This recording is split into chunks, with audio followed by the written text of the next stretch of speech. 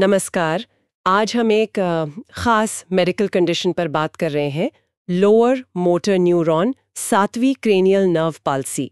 हाँ, सुनने में थोड़ा मुश्किल लगता है ये नाम। हाँ, पर आसान शब्दों में कहें तो चेहरे की नसों में कमजोरी या लकवा। हमारे पास कुछ सोर्सेज हैं जो इसके अलग-अलग कारणों के बारे में बताते हैं।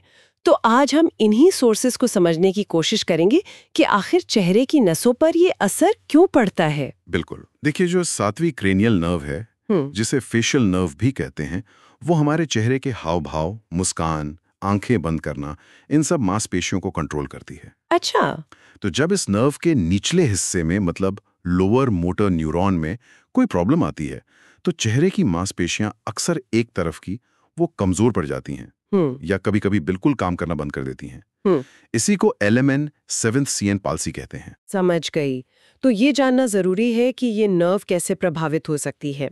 आपने कहा कि ये चेहरे की मसल्स को कंट्रोल करती है, तो जब दिक्कत सिर्फ एक तरफ हो, जैसा कि ज्यादातर होता है शायद, तो हमारे स्रोत क्या खास वजह बताते हैं इसके पीछे? हाँ, एक तरफ की कमजोरी के लिए सोर्सेज में कई कारण हैं। सबसे आम जो शायद बहुत लोगों ने सुना भी हो, वो है बेल्स पाल्सी। हाँ, बेल्स पाल्सी सुना है। ये अक्सर अचानक से बिना किसी साफ वजह के शुरू हो जाती है और यही सबसे कॉमन कारण है एक तरफ के फेशियल पैरालिसिस का। अच्छा, और इसके अलावा? फिर आता है रैमसे हंट सिंड्रोम।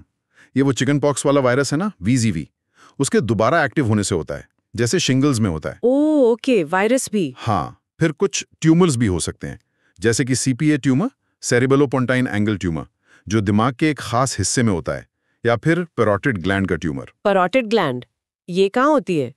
तो ट्यूमर भी एक संभावित कारण है। और लिस्ट में आगे क्या था?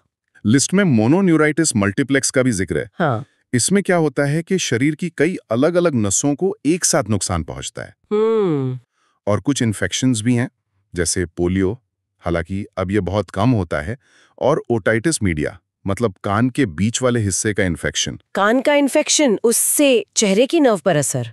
हाँ, अगर इन्फेक्शन गंभीर हो या फैल जाए तो वो पास से गुजर रही फेशियल नर्व को प्रभावित कर सकता है। ये तो सच में काफी अलग-अलग तरह की वजह हैं। मतलब एक मामूली कान के इन्फेक्शन से लेकर ट्यूमर, वायरस और वो रहस्यमयी बेल्स पाल्सी तक, पता चलता है कि एक नर्व पर कितनी चीजों का असर पड़ सकता है। लेकिन क्या ऐसा भी होता है कि कमजोरी चेहरे के दोनों तरफ हो? ये शायद कम होता होगा, पर तब तो कारण बिल्कुल अलग होंगे, है ना? हाँ, ये बहुत जरूरी पॉइंट है। जब चेहरे के दोनों तरफ मतलब bilateral LMN 7th CN palsy होती है, तो सोचने की दिशा बदल जाती है। अच्छा, कैसे? क्योंकि तब शक उन कंडीशंस पर जाता है जो पूरे शरीर को प्रभावित कर रही हों। स्रोत बताते हैं कि दोनों तरफ की कमजोरी के मुख्य कारण हैं, एक तो GBS यानी गिलियन बारे सिंड्रोम। GBS, ये तो एक ऑटो इम्यून कंडीशन है ना? हाँ, बिल्कुल। इसमें शरीर का इम्यून सिस्टम ही गलती से नसों पर अटैक करने लगता है और ये अक्सर काफी तेजी से बढ़ती कमजोरी पैदा करता है। ओके, और? फिर है सार्कोइडोसिस। ये भी एक तरह की इन्फ्लेमेटरी बीमारी है, जिसमें शरीर के अलग-अलग अंगों में छोटी-छोटी सूजन वाली गांठें, ग्रैन्युलोमा, बन जाती हैं। ये नसों पर भी असर डाल सकती है। और हाँ, द्विपक्षीय बेल्स पाल्सी, ये रेयर है, पर हो सकता है कि बेल्स पाल्सी दोनों तरफ हो जाए। अच्छा, ये भी मुमकिन है? फिर है माइस्थीनिया ग्रीविस यानी MG। ये भी एक ऑटो इम्यून प्रॉब्लम है जो नसों और मांसपेशियों के बीच के सिग्नल को गड़बड़ करती है।